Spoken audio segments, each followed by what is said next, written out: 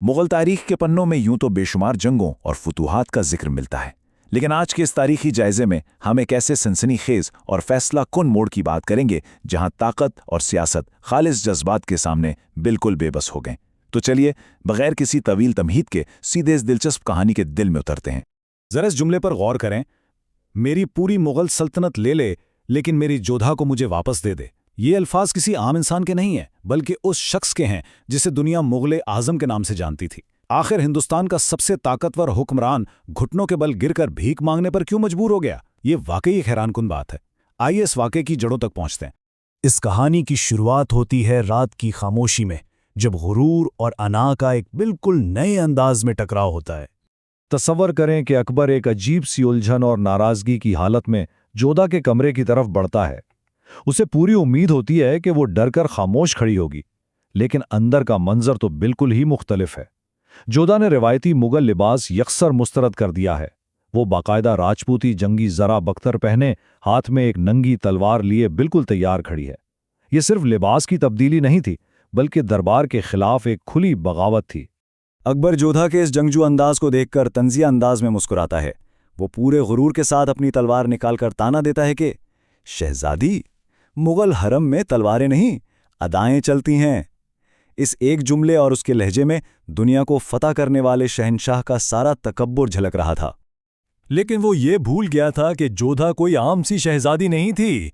इसका फौरन जवाब आता है, शहंशाह, ये राजपूत की बेटी का कमरा है, यहां अदाएं नहीं फैसले होते हैं। और इसी के साथ वो बिजली की सी तेजी से वार करती है। तलवारों की झंकार और उड़ती हुई चिंगारियां इस बात का वाज़ेह सबूत थीं कि वो किसी भी कीमत पर किसी के सामने झुकने वाली नहीं थीं। इस जबरदस्त मुकाबले का अंजाम यह होता है कि अकबर अपने बेपनाह जंगी तजर्बे का फायदा उठाते हुए जोधा की तलवार गिरा देता है और अपनी तलवार उसकी नाजुक गर्दन पर रख देता है। जाहिरी तौर पर देखा जाए तो ये जिस्मानी जंग वो जीत चुका था, लेकिन जैसे ही वो जोधा की आंखों में देखता है तो वहां खौफ का नामो निशान तक नहीं होता। उसकी आंखों में मौजूद इसी बेखौफी ने अकबर के सारे गुस्से को पानी पानी कर दिया। तारीख में इस कैफियत को अक्सर दिल की जंग कहा जाता है। एक ऐसी जंग जो हथियारों या जिस्मानी ताकत से नहीं, बल्कि जज्बाती मजबूती और गैर मुतज़लज़िल अज़्म से जीती जाए। अकबर खामोशी से अपनी तलवार वापस म्यान में रख लेता है।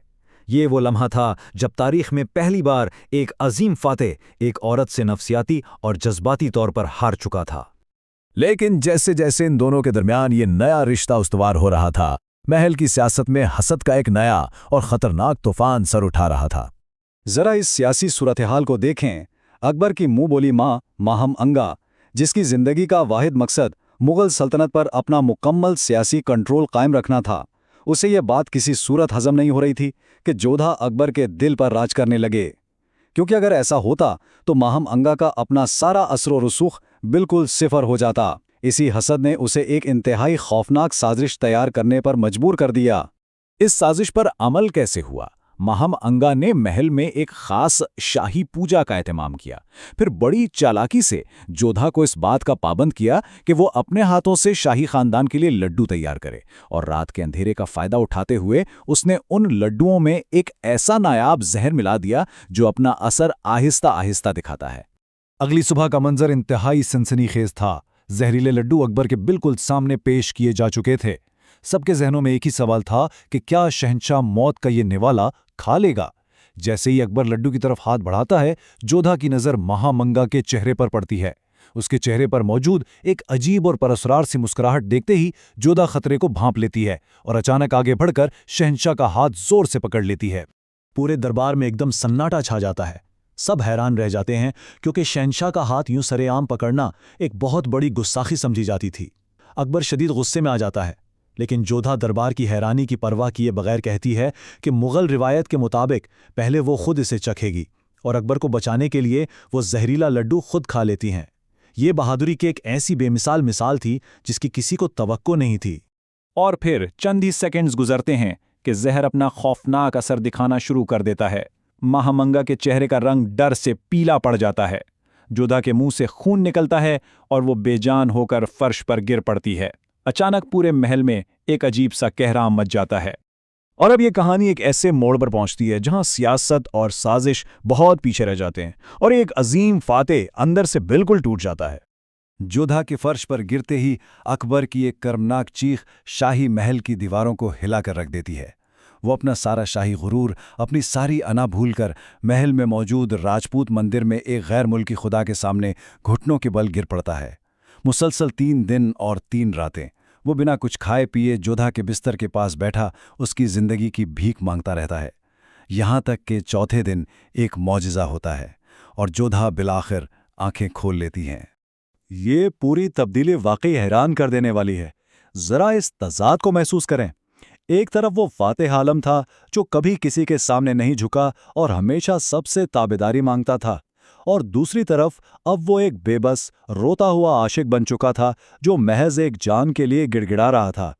सच्ची मोहब्बत ने एक मगरूर शहंशाह का सारा तकब्बुर खाक में मिला दिया था।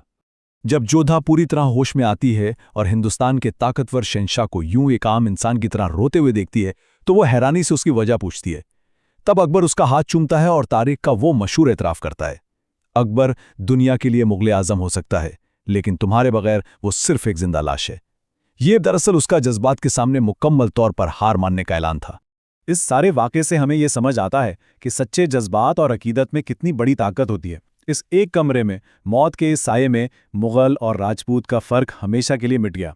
तमाम शाही अलकाबात बेमायनी हो गए।